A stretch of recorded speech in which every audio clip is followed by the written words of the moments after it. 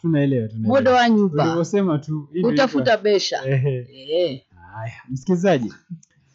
Karibu sana katika awamu hii. Kama tulivyokueleza ni kwamba huwa tunajadili mada kwa haraka ili kuweza kufungua nambari za simu na kuweza kukuruhusu kuweza angalau kutabaruka katika kuweza kutupigia simu hapa na kuweza kusikiza sauti yako, inakuwa ni vizuri zaidi.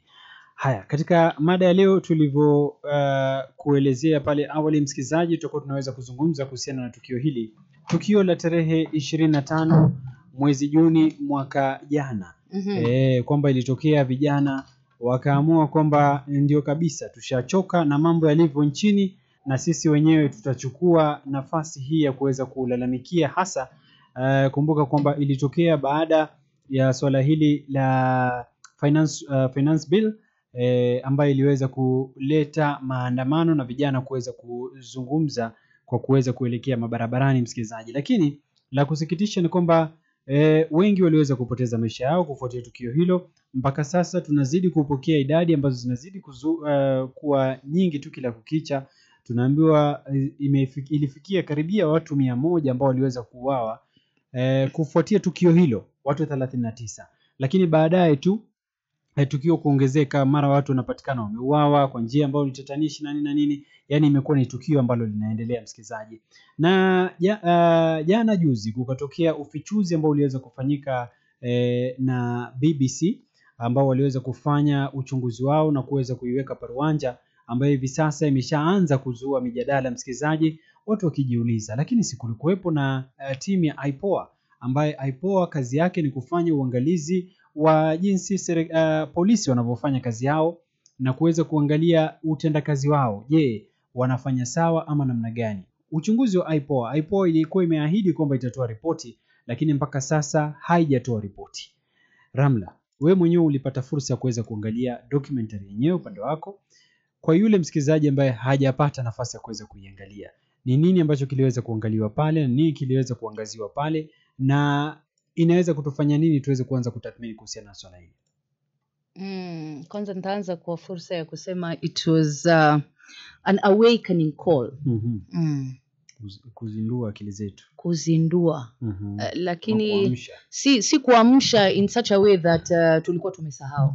Because it's tuseme takriban 2 months shy of when it actually happened. Kwa sababu ilifanyika Juni tarehe 25. Wakati ambapo sasa ndo kulikuwa na ile heat of the moment ya Gen Z. Sasa wako barabarani na wanasema ya kuwa the fear is gone. Kwa sababu that's actually what they were using. That wanasema ya kuwa hatuogopi anymore. Kwa sababu we are trying to protect the next generation.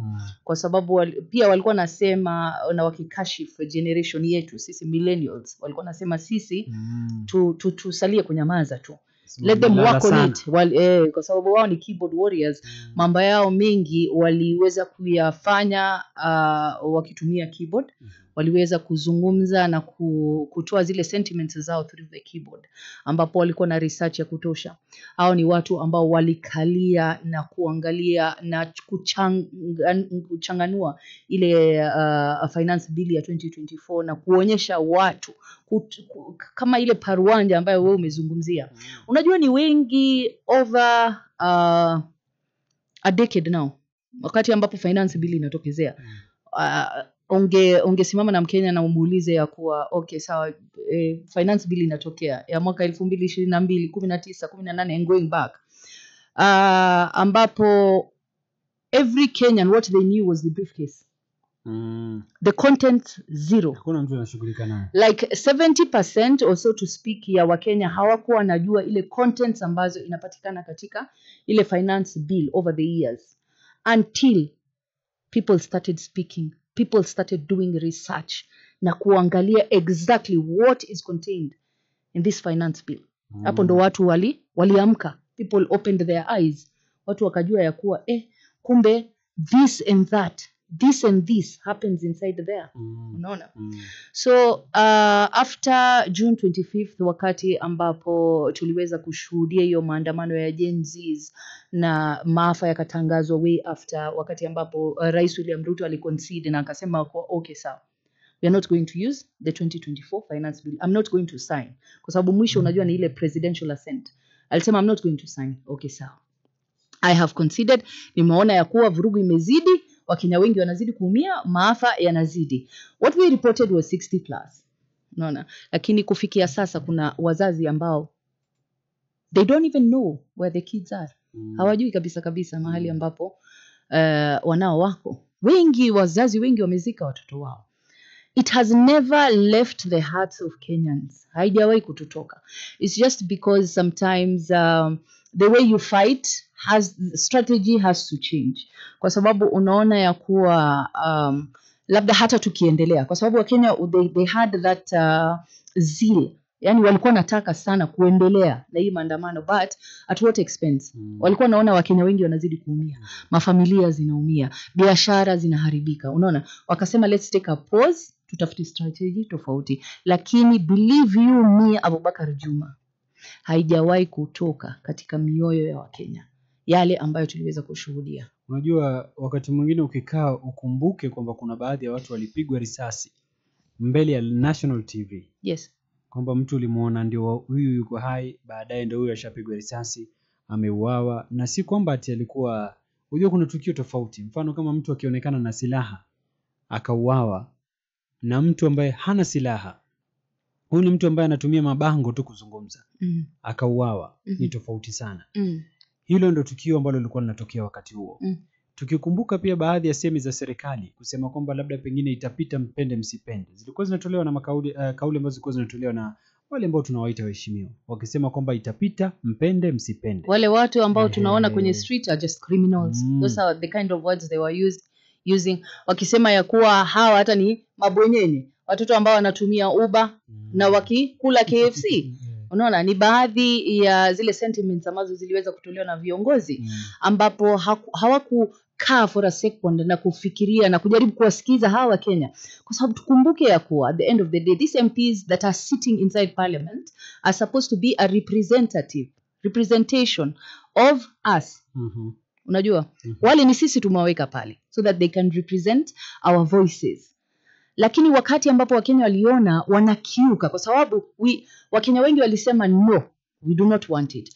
Kwa nini huyu mbunge ambaye yeye ni mshirikishaji wa huyu Mkenya mlala hoi ambaye anamtegemea yeye kwenda kumwakilisha pale ndani, lakini at the end of the day amembwaga. Unaona? Wabunge wenyewe walijitoa na wakaonesha hadharani kwamba wao baadhi ama wengi wao. Wengi wao kwa sababu ilikuwa tayari inapita hii. Inamaanisha kwamba wengi wa wabunge walikuwa wenyewe washajitokeza na wakasema kwamba mimi sisimame na ule mwananchi ambaye alinichagua. Mimi nasimama na zile interest ambazo naona ni zangu. Ama mimi nitakuwa nasimama na zile vitu, na ndio maana ikatokea swala hili. Kwa sababu kumbuka kwamba kabla ya swala hili la Gen Z kuweza kutokea, katika mitandao ya kijamii watu walikuwa wanaelimishana kuhusiana na finance bill yenyewe. Kumbuka kulikuwepo na zile vipengee, sijui mara ushuru wa gari utaongezwa, mara kuna ushuru wa nini. Yaani kila pale kulikuwa unaambiwa kuna ushuru zitaongezwa. Lakini swala hili lote halikupatiwa tathmini, halikuwekwa katika ile consideration ya wale wabunge wakati walikuwa wanaelekea pale bungeni. Walisema itapita mpende msipende. Na watu wakauliza, kweli kama inapita basi mbona msipunguziwe mishahara na vitu kama hivyo? Kwa hivyo nadhani kwamba hata tukielekea katika the next finance bill ambaye haitakuwa mbali sana, miezi miwili tu tutakuwa tumeingia pale, na itakuwa watu nadhani watakuwa hivi sasa wanaiangalia kwa jicho la karibu, kujaribu kuangalia je, masuala yetu yameangaliwa vipi. Na itakuwa kwamba tu ni finance bill ya kumkandamiza mwananchi ama namna gani. Lakini bado nina swali hili kwa IPOA ambao walishuhudia kwamba maafa yalitokea. Ni maafa ambayo yalitokea kinyume na sheria, kwa sababu afisa wa polisi pahali ambapo wanafaa kutumia risasi ama bunduki ni pahali ambapo hali yake iko katika hatari. Kumbuka tukio hili lilikwenda moja kwa moja kwa sababu kulikuwa na wabunge pale bungeni, walipotolewa na hata baadhi ya wananchi pia wakasaidia katika kuweza kuwatoa wale wabunge wakatolewa bungeni kwa mapema kabla ya watu kuweza kuingia pale bungeni. Ndio lililotokea, si swala ambalo linafaa kushabikiwa watu kuchoma bunge na kadhalika, lakini sidhani kwamba ilikuwa inatakikana kwamba watu wauawe. Hiyo ndo sijui na sidhani kwamba inafaa, kwa sababu ikitokea kwamba mtu anapoteza maisha yake, let it be justified. Pengine mtu ameshatumia bunduki, anataka kumuua afisa wa polisi. Hapa afisa wa polisi ana haki kwa sababu maisha yake pia naye iko hatarini. Lakini wakati ambapo mtu atauawa, ripoti zikose kutoka kwa wakati. Ndio maana tunaona kwamba ufichuzi kama huu unaonekana. Una athari gani kwa mataifa ambayo pengine yanaangalia nchi kama hii ni nchi ambayo imekuwa kidemokrasia na kadhalika? Unajua this demonstration was yani publicized all over the world. Kuna wengi ambao walikuwa na sentiments tofauti. Kuna wale walikuwa na shabikia, wanapongeza Kenya kwa kujisimamia, unaona, kwa sababu it's not easy standing up against a country, country's leaders or rather, unaelewa? Si jambo ambalo kila mwananchi labda wa nchi nyingine anaweza thubutu hata kufanya. Wakati ambapo unazungumzia kuhusu IPOA, what raises most the eyebrows ni kuwa how independent is IPOA at the end of the day. Kwa sababu almost 1 year down the lane, there is nothing tangible ambayo IPOA imeweza kuwasilisha na kusema ya kuwa this is what we have. Despite all the videos ambazo, kuna video nyingi sana ziliweza kusambaa kwenye mitandao tofauti, kwenye runinga tofauti, wakionyesha kabisa the kind of injustice that was being done towards protesters, ambapo hawa protesters ni haki yao ya kikatiba ya kuweza kufanya zile demonstrations. Moving forward, tuliweza kuona ya kuwa the first days ya hii demonstration, kabla ianze kuingiliwa na vita, wizi, uhalifu, hayo yote, these people used to walk literally with water na zile placards, mabango, wakionyesha ile message yao. They were just trying to pass a message. But tuliona from day one the kind of violence ambayo our demonstrators walikuwa wanaonyeshwa. Unaona? Kwa hivyo kufikia sasa, even before hii expose kutolewa na BBC, I feel like IPOA ilikuwa na enough ample time ya kuweza kuwasilisha something tangible so that Kenyans or rather wanaweza kuwa na ile confidence na wao ya kuwa kuna shirika ambayo iko very independent na inaweza kutetea wananchi. Yes. Kwa sababu pia mimi najiuliza kuhusiana na utendakazi wa polisi kama huyu polisi mwenyewe, kwa sababu kuna baadhi ya maafisa wa polisi ni kama hata walikuwa wanakwenda katika maandamano yenyewe kumuua mtu specifically. Kutafuta mtu. Yani you are being targeted. Unaenda kumalizwa kabisa. It's intimidation. Yuko pale, si kwamba atapiga risasi juu ili angalau aweze kuwatania wale. Ana direct kwa mtu fulani na anamuua pale. Tuliona jinsi ambavyo hata wanahabari wenyewe hawakuweza kusazwa. Tuliona mwanahabari akiwa shot at directly with a rubber bullet on national TV. Unaona? Paka ilisukuma mpaka chama cha wanahabari kufanya maandamano yao ya kipekee, kuweza kuuliza ni kwa nini pia wao wanakuwa ile targeted, kwa sababu ni wengi ambao pia zile kamera zao ama ile memory card tulikuwa tunashuhudia zikiharibiwa, which is not just. Unaona? Kulingana na IPOA, baadhi ya changamoto ambazo wametaja ni mojawapo ni non-cooperation from police officers. Yes. Kwamba kuna baadhi ya maafisa wa polisi ambao pengine wanataka information kutoka kwao hawapati. Wao ndo custodians of every information, wanamjua kila afisa wa polisi, wanajua kwamba tukimtaja mtu fulani tunamtaka, lakini imekuwa kwamba ni hawapati ile, hakuna clear communication na cooperation inakuwa ni mbaya sana, hawawezi kuelewana wawili hao. Kuna obstruction by senior police officers, kwamba kuna wale maafisa wakuu ambao kazi yao ni kuhakikisha kwamba wamefanya kazi ya IPOA kwa ngumu. Lakini tunavyojua IPOA is an independent oversight authority. Kwa hivyo ni mamlaka ambayo imepatiwa kazi na kabisa kwenye katiba ipo. Ni kwa nini kwamba ilalamikie kwamba leo hii inakuwa frustrated na a senior police officer ili hali mimi ni independent, naweza kufanya kazi yangu independently. Ni kwamba hawa watu hawajakuwa, ni kwamba hawajapatiwa the full mandate ya kufanya kazi ambayo wanafanya. Ama maafisa wa polisi wanahisi kwamba sisi ndio unaweza kutufanyia pengine investigations, lakini huwezi kupita hapa. Ushaelewa?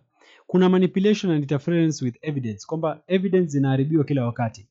Leo mtu yuko na hii, yuko na hii, yuko na hii, lakini maswali yakaulizwa kwa sababu ilivyofanywa na BBC, picha za watu, picha za wale ambao walihusika katika kuweza kumuua huyu na huyu na huyu zilikuwa zinaonekana paruanja. Ni kwamba IPOA haikuwa na uwezo wa kufanya kitu kama hivi. Ni inanikumbusha kuna hii tume ambayo inakabiliana na chuki, inaitwa NCIC. Yes. Ambayo inakabiliana na chuki. Pia nao walikuwa wanalalamika. Ambapo pia nao ni independent body, lakini na wao wanalalamika kwamba hatuna vifaa, sijui hatuna vifaa vya kutosha na nini na nini. Hii independence, kwamba kuna mamlaka ambayo imepatiwa kazi kwamba ni independent authority, inaweza kufanya kama kazi kivyake, lakini bado kuna interference na wale ambao mwisho wa siku ndo wanawafadhili, mwisho wa siku wale ndo wanahakikisha kwamba mnaendelea kukaa pale ofisini. Ushaelewa? All in all, wakati ambapo BBC ilikuwa inakamilisha ile uchunguzi ambayo wameifanya for the last 8 months, BBC inasema ya kuwa both National Police na pia KDF, ile lawama wanaiangushia nani? Wanaiangushia IPOA. Kwa sababu KDF inasema, iliambia BBC, that's according to BBC, that the IPOA had not forwarded any request to look into the personnel involved in the operation at Parliament. Kwa sababu unakumbuka ya kuwa wakati ambapo walikuwa wanafanya ile investigation yao, kuna baji ambayo iliweza kuonekana na BBC investigation ikasema ya kuwa hii ni baji ambayo inatumika na KDF.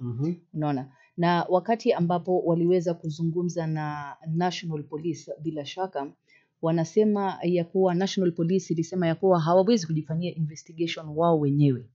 Hiyo ni kazi pia ya IPOA.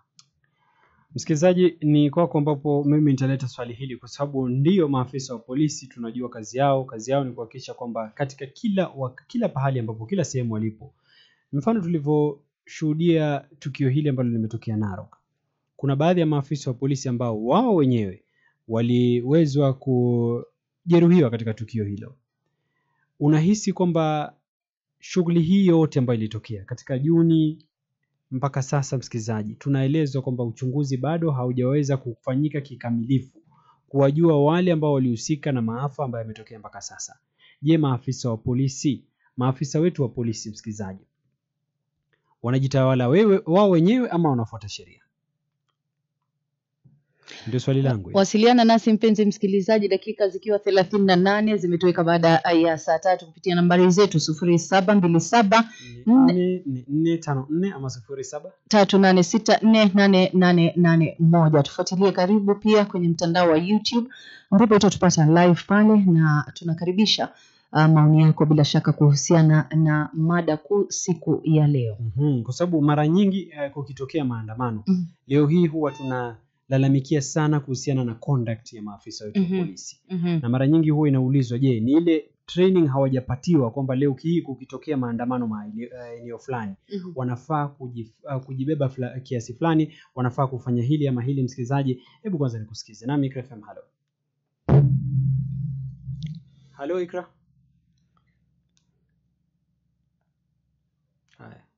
Huyo ashatoweka msikilizaji, lakini zidi kututafuta hapa msikilizaji, ama kutupigia simu kupitia nambari ya simu 0727444454 au 0738648881. Leo hii tunauliza kuhusiana na conduct ya maafisa wetu wa polisi, kwa sababu tunavyoelekea, nilivyokuambia msikilizaji, pia tunaelekea pia katika another finance bill. Na hatujui finance bill yenyewe itakuwaje. Actually kesho ndo inafaa kuwa deadline ya ile finance bill 2025 kuwasilishwa bungeni. Alafu ujue hivi sasa tunaelekea trilioni 4. But you know wakati walikuwa wanalalamika bajeti yetu ilikuwa 3.9 3.7 pale. Sasa hizi tuko trilioni 4. Kwa sababu 1.8 trillion among it ni ya kulipa debt. Ambapo kila siku tunafaa kulipa deni kiasi ya 5.5 billion Kenya shillings. Yes. Kwa hivyo inamaanisha kuna baadhi ya sekta ambazo pengine zitatajwa. Zitawakera watu ama zitawakera watu. Kesho utakuwa mabarabarani. Je, maafisa wa polisi watatumia the same way ambao tulishuhudia? Naam, IKRFM, hello. Yes. Karibu, nani mwenzetu huyo? Angana Collins. Collins, karibu sana. Nimefurahia mada ya leo. Lakini ningependa kusema ya kwamba ndio nafikiria maafisa wa polisi ni vile hawajafundishwa jinsi wanaweza kukabiliana na wananchi. Mara mingi unapata kama kunayo maandamano lazima wapige watu risasi. Sasa mimi ni mwenyewe nashindwa. Yaani ni walikuwa wamefundishwa huko wakiwa Kigali ama wapi ya kwamba maandamano ilikuwa wapige wananchi risasi ambao hawana hata silaha. So nafikiria kama mimi ningekuwa mkubwa wao, ndio hao wote wangerudishwa shuleni na wapate mafunzo kamili. Okay. Sababu wamechukua sheria mkononi mwao pande nyingine. Yes. Okay, asante sana. Shukran sana. Ndugu yetu Collins anasema kwamba ni training ndo shida. Watu warudi kiganjo. Watu warudi watrainiwe kuhusiana na swala la maandamano. But unajua at the end of the day it's because of accountability. As long as hakuna ile accountability ambayo itafanyika wakati ambapo kuna Mkenya ambaye ameathirika through force ya polisi, hakutakuwa na ile accountability, bila shaka watazidi kutumia the same kind of force. Okay. Na IKRFM, hello. Hello, assalamu alaykum wa rahmatullahi wa barakatuh. Wa alaykum salam wa rahmatullahi wa barakatuh. Nilikuwa nataka ongea pande ya ardhi, swala ya ardhi hiyo. Okay. Swala ya ardhi. Mimi naona serikali ndio anachanganyisha watu. Okay. Kwa sababu ukiona si hapo peke yake. Ndio.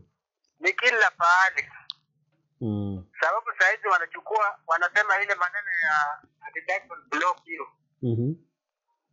Zingine kama iko kwa mkono yangu, mimi naweza leta naye fujo. Ndio serikali irekebishe hiyo. Apatie kila mtu akuwe na title deed yake. Okay. Halo, nakusikia ndugu yetu. Ni hapo ndio serikali akipatia kila mtu deed yake ndio inaweza kuwa iweze kuleta hizi fujo ndugu Abubakar. Shukran sana. Asante sana ndugu yetu ambaye anasema kwamba yeye ameonelea aguzie swala hili la ardhi na anaona utata kubwa sana ni kuhusiana na swala hili la vyeti vya ardhi. Mbona watu wasipatiwe cheti, kila mtu ajue kwamba mimi namiliki kipande hichi cha ardhi? Kwa nini iwe kwamba kesho kutwa tunasumbuana kwamba nimeishi hapa miaka 20, kesho naambiwa hapa si kwako? Naam, IKRFM, hello. Hello Abubakar, assalamu alaykum wa rahmatullahi wa barakatuh. Wa alaykum salam wa rahmatullahi wa barakatuh. Bin Juma, karibu. Asante. Ramla hapo. Alaykum salam wa rahmatullah. Khair wallahi. Neema kubwa mashallah, mada nzuri. Lakini kitu kikubwa ni kama vile Ramla kuzungumza accountability ndio hakuna. Sawa. Kwa sababu ikiwa wewe huwezi kukenda ukistaki makosa na yule bwana hawezi kuchukuliwa akachunguzwa na akaangaliwa. Ndio. Then that shows that the mistake will always repeat itself. So, really. Unaona? Sasa lakini ukiangalia kitu ya hatari ni nini Abubakar? Ukiangalia visa ambavyo vimetokea, ukiangalia visa vya raia kukabiliana pamoja na mapolisi. Unaona hili jambo ni jambo zuri. Si nzuri. Ukiangalia siku ambayo ilitokea polisi wamechukua ng'ombe wakaenda wakaichinja wakaanza kuichoma kula. Uliona vile raia walivamia police station. Uliona ile nyingine ule polisi ambaye alimuua sijui bwana fulani, raia walikwenda wakavamia police station. Uliona ile nyingine ilitokea ile gari ligonga zile ng'ombe za Wamasai. Polisi mpaka alikosa mkono. Ndio. Ukiangalia hii na ambayo imetokea, polisi wamepigwa mpaka mshale wa kichwa. Hizi zote zinakuonesha Abubakar tunakwenda katika nini gani?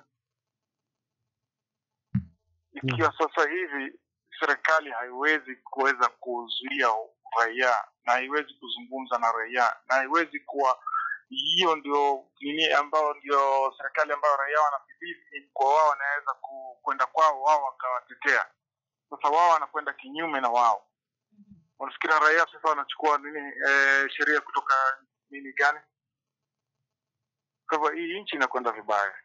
Hii nchi kama haiwezi kupata mwangalizi mzuri tunaweza ingia katika civil war. Na inaweza kuwa ni mbaya sana.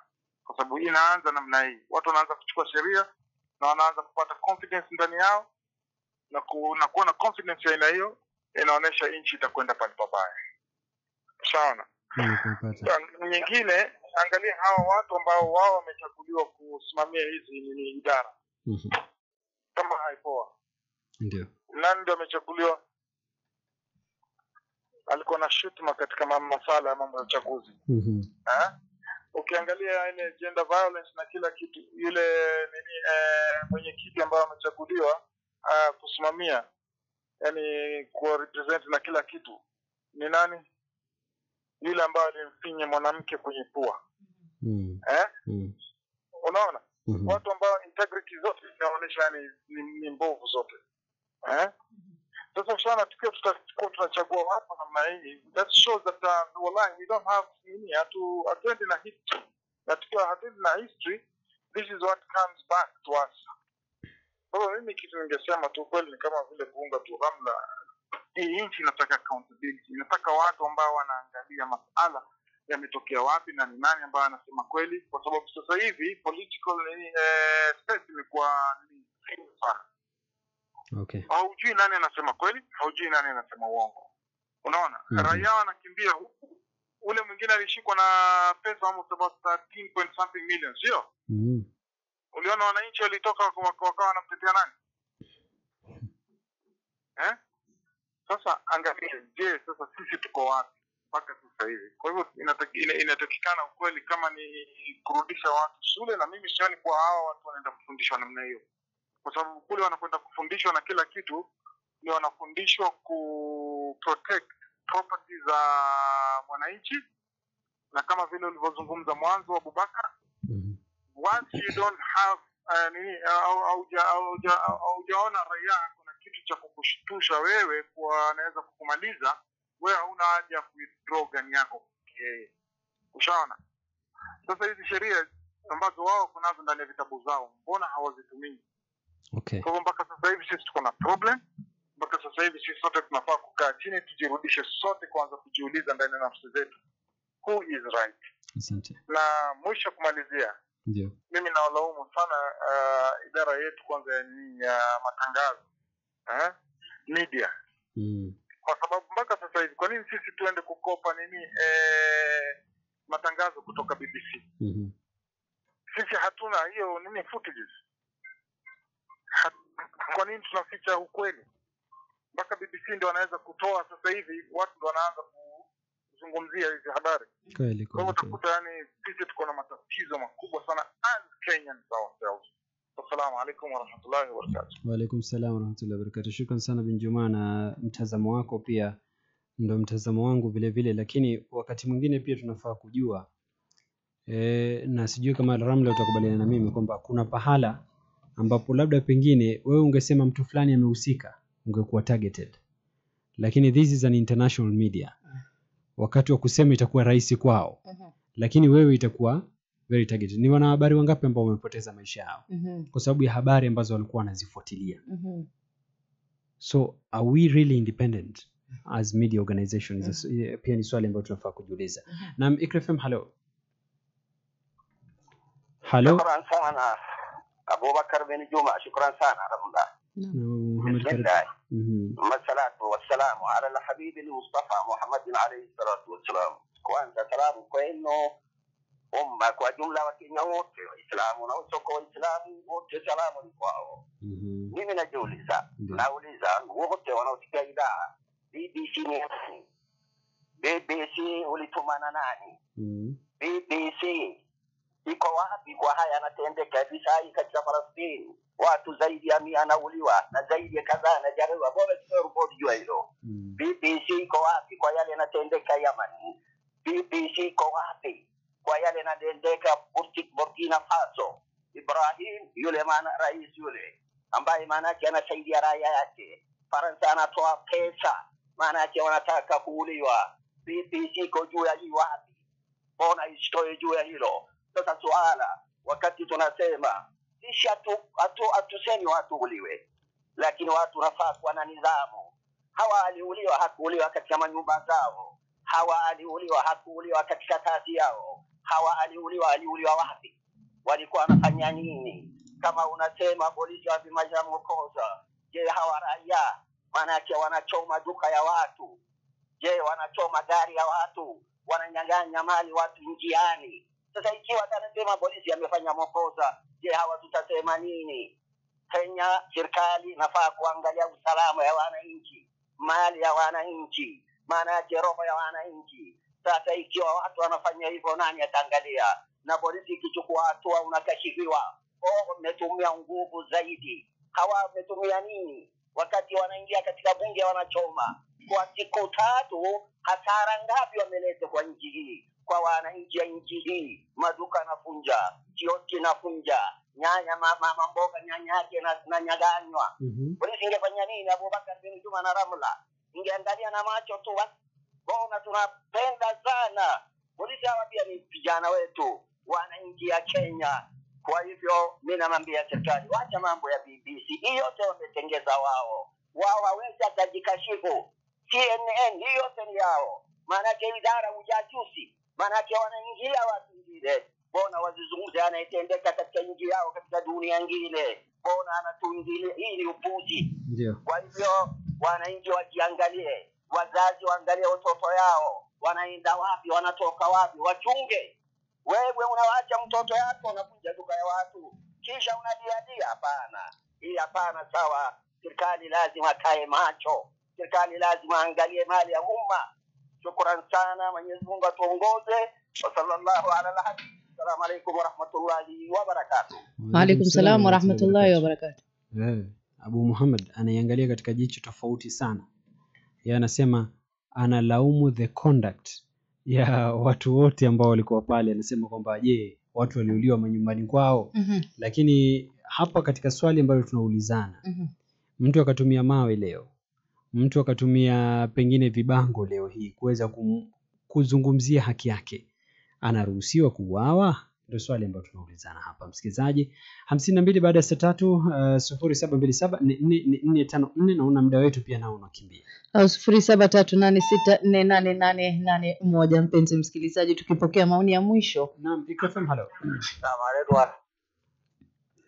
Ndugu yetu vocha kidogo ni kama imekuondokea, lakini usijali. Tujaribu tena hapa msikilizaji, nambari za rafa 0783445454, tukiulizana tu kuhusiana na conduct hizi za maafisa wetu wa polisi. Wewe inakuridhisha pahali popote ambao ulipo msikilizaji? Naam, IKFM hello. Wa alaykum salaam wa rahmatullahi wa barakatuh. Salama sana, sauti yako iko chini sana ndugu yetu. Sasa mimi kwa mchango wangu kuhusu taarifa ya habari ambayo tunajua maafa ilifanyika Kenya. Na kweli kuua watu si nzuri. Ndio. Lakini tarudi kwa kitu moja, hayo maneno nadhani serikali ishashika vile inatatua. Na vile tunaona, unajua kuamsha fitna ni mbaya. Fitna kama imelala, wacha ilale. Sasa unaona kama BBC imekuja imefumbua hii maneno tena, italeta changamoto kubwa sana, italeta tena joto itapanda. Kwa hivyo mimi nasema BBC wangeleta hiyo taarifa habari, kwa sababu sisi wenyewe tungetatua maneno yetu, kwa sababu hao ni wachochezi na wataleta muamuko mbaya sana. Asalamu alaykum. Wa alaykum salaam wa rahmatullahi wa barakatuh. Shukrani sana ndugu yetu kwa kauli yako fupi. Yeye anahisi kwamba hii ni uchochezi. Tulikuwa tushamalizana nayo mwaka jana, mpaka sasa tena leo tunaangalia. Msikilizaji, swali la mwisho ili pengine kauli ya mwisho alafu tuweze kufunga kipindi. Nami IKFM hello. Assalamu alaykum. Wa alaykum salaam wa rahmatullahi wa barakatuh. Ramadhani Mohamed huyo. Ndio Ramadhani. Kwanza mimi nakupongeza kuongeza na kipindi ambayo umeleta leo. Mimi sina la kuongezea kulingana na maoni nimeyapata kutoka kwa ndugu zetu hao. Okay. Kwa hivyo mimi naunga kipindi mkono. Shukran. Shukran sana Bwana Ramadhan Moffat, na ni hapo ambapo msikilizaji tunaweza kukomea leo. Ramla, tukiangalia tu upande zote mbili tukikamilisha kipindi siku ya leo, mpenzi msikilizaji, kwanza ningependa kushukuru wote ambao wanatutegea na wale ambao wameweza kuchangia pia vile vile. Two sides of the coin, there is always two sides of the coin. Kuna yule ambaye pia amezungumzia na akasema tuangalie ile timeliness ya saa hizi. Why now? Because tuko katika ile wiki ambayo 2025 finance bill inafaa kuwasilishwa bungeni. Unaona, ndio wakati pia tunaweza kupokea haya maoni yote ama hii investigation ambayo imeweza kufanyika na BBC. Yote 9-10 ni kuwa sisi wa Kenya ni wapenda amani. Kwa hiyo tuliweza kushuhudia yale yote ambayo tuliweza kushuhudia mwaka 2024. Tusitaki kuyapitia mambo kama hayo. Kama ni strategy ambayo tutaweza kutumia tofauti, as long as it does not lead to death, casualties, bila shaka tunaweza kutumia mbinu tofauti sana mwaka 2025 iwapo kutakuwa na tofauti ama itakuwa hii finance bill ya 2025 itakugwaruza ama utakuwa na tashwishi nao ya aina yoyote. Naam. Shukrani sana msikilizaji, ni gumzo ambalo najua kwamba litakuwepo na lazima tuulizane, maafisa wetu wa polisi na vile vile vyombo vya habari, na kila mtu ajiulize kuhusiana na conduct yake, na kama alivyouliza pia Bwana Abu Muhammad ni kwamba na sisi naye tujiulize, kweli kabisa kulikuwepo na duka ambazo tulishuhudia kwamba zinaharibiwa na nini, lakini ilifikia pahali ambapo ilikuwa ni lazima watu wapoteze maisha yao? Ndio swali ambalo tulikuwa tunajiuliza hapa msikilizaji. 56 baada ya saa 3 itakapotimu mwendo saa 4 tutakuwa tunapokea muktasari wa habari. Usiondoke. Lisemwalo